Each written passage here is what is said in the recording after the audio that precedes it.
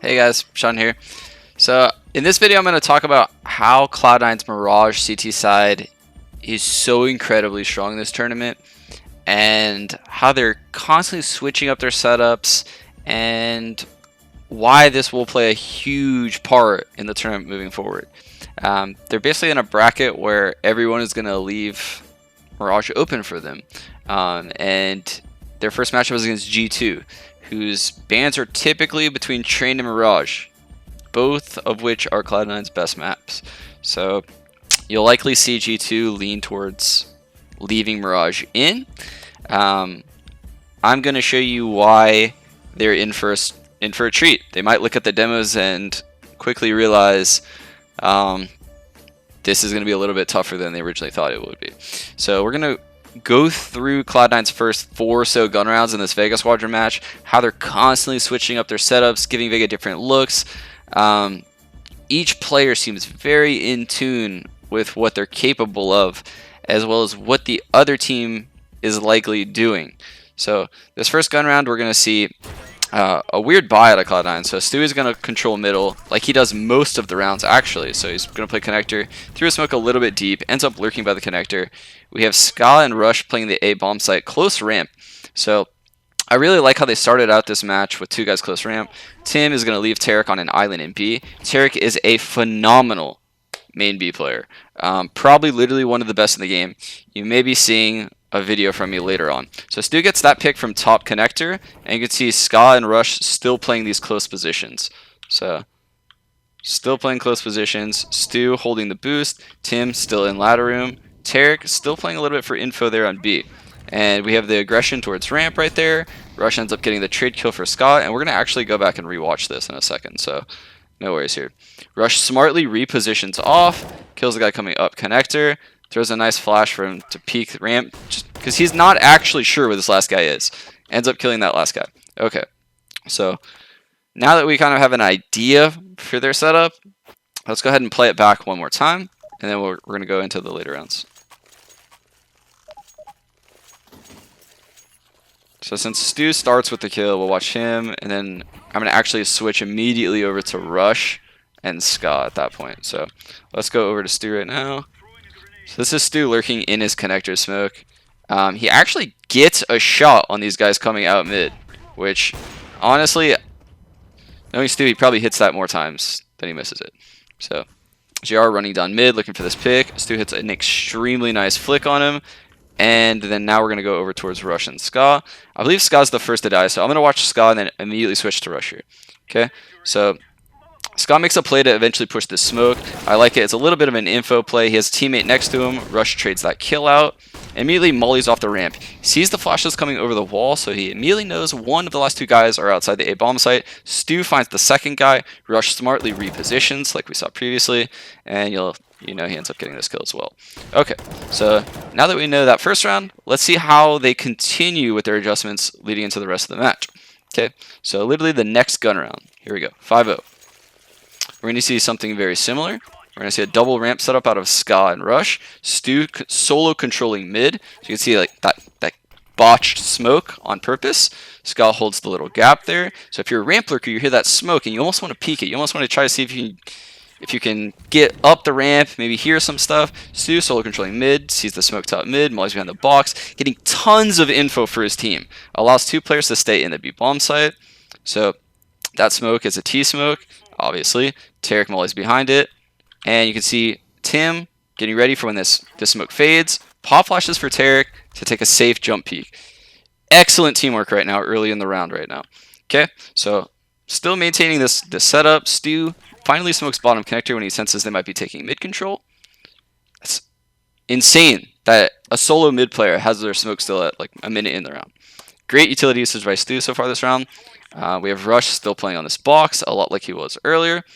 And we're going to see how this setup actually plays out in a second. And I believe it's Tim makes a great late round play this round. So I'll stick around and watch that. You can see Rush gets that kill. And immediately this guy close ramp tries to kill Ska. Ska pinches him there. And Stu spamming the smoke. Ends up going through and dying here. Probably not the best play by Stu.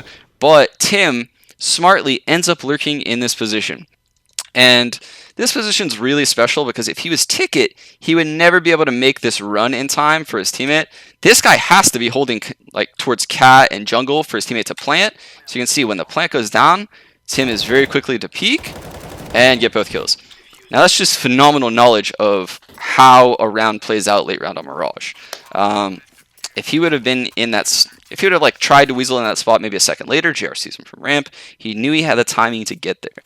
And that's the sign of a really good play. Okay. Next gun round. I believe it's actually this round. Let me double check. Yeah, so 6-0, 7-0. Okay. So here's the adjustment from Cloud9. They've now played close ramp 2 rounds in a row. Okay. So let's see how they adjust to what they think Vega Squadron will do this round. So you're going to see something very different. You're actually going to see a retake setup on the A bomb site from Scott Ticket. You're going to see Rush at Ticket instead of, you know, Stu, who is typically like by mid. I'm sorry, Rush by middle instead of Stu. Tim smokes off Cat, goes immediately in ladder room. Stu's using his nades all over by B to support Tarek because he knows he's just going to be hiding in ladder room. He shouldn't even be here. Shouldn't be here as far as Vega Squadron is concerned, right? Tarek opping upper B. Like I said, an excellent upper B player. So he's waiting for the smoke to fade. These guys are set up in ladder room, and actually Mir has an incredible 2 kills on these guys. But we're not going to be too worried about that because we're worried about Cloud9. He's going to end up killing both of them. So Tarek just holds this angle as the smoke fades, gets this kill, immediately jumps out the window, not allowing a retreat. So important that that happens like that. Okay? Again, these players on Cloud9 are very different than the Cloud9 that you might be used to. Okay, these are very good players individually, and they're functioning as a team now.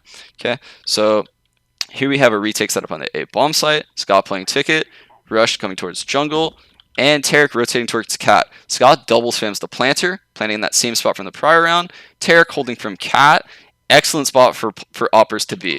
Okay, this shows a lot of understanding of late round Mirage again by Cloud9.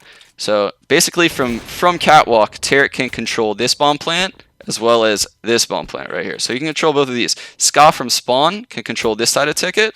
I guess I'll do blue. Default as well as side default. So basically there's no area that Vega Squadron would have been able to plant there. That's why it was very important that Vega threw this smoke up. Unfortunately for them, Scott ended up spamming the planter. By the time the guy got back there, the smoke was gone, and it goes in Cloud9's favor yet again. Okay, so again, Vega Squadron calls another timeout. Back to the drawing board. So how are Cloud9 going to respond now? Okay, so we have a default setup out of Cloud9. The first time in the entire match we see a default setup out of Cloud9 is at 7-0, which is bizarre. And the way they play this round is great. So we have Tarek and Tim doing the same thing in upper B, except this time we're going to do a bait setup. Tim, this time you're going to sit on the couch. I'm going to op this window while the smoke's up, and then we'll eventually move around a little bit, and it'll look very similar to the round prior. Okay, Stu playing connector, like pretty much like how anyone would play connector. And Scott opping window, and Rush playing Ticket. Retake A, right? This is very common. This is something that I talked about in my Rain video. Retake on the A bomb side Mirage is a super common thing to see. So we're seeing Vega Squadron line up outside the A bomb site right now, and they're going to throw some smokes. So actually a really interesting tactic from them. And then they're going to send 2 guys through the underpass to end up boosting window. But watch how Cloud9 reacts to this, okay? So immediately Stu throws a one-way connector. Ska's holding the window boost the entire time, super aware. Stu looks over the one-way smoke, gets that kill. Ska kills that guy jumping through the smoke. Stu kills the guy sandwich coming through, and Stu knifes the last guy. The round couldn't have been played out any better from Cloud9.